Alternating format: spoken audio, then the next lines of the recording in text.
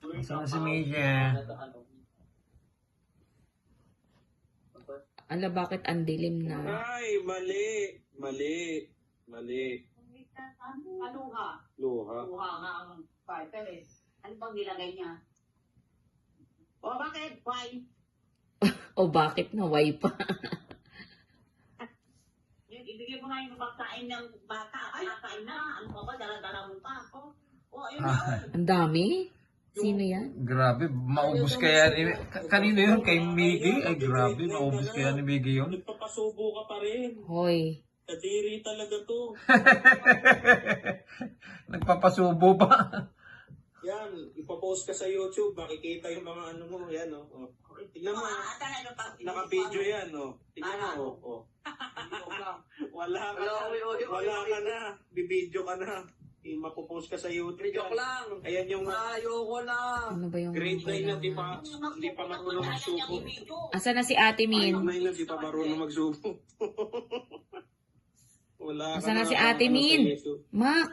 Si Tita Min. Ha? Si Tita Min. Ayan oo. May hawak na pagkain. Nag-ready na naman magsubo kay Miggy. Simo ka.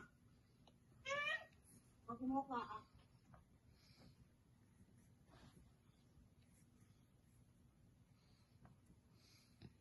Uy, bilisan mo.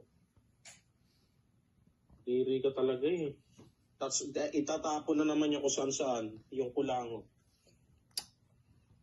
Ba yan? Diri Mga, talaga. ang Hindi mga, na mainit. mga salita nyo, mga kababuyan.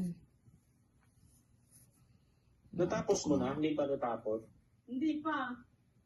Eh ako ba? Uy, ina! Nako! Uy! Pinupunas yung kulangot si Emisha. Oh, Kadiri naman kayo, oy. bakit talaga yan? Pagalitan mo nga si Pagsabihin mo to, Miggy. Tignan mo nga, kababuyan. Wala nang modo, simula nung malis kayo.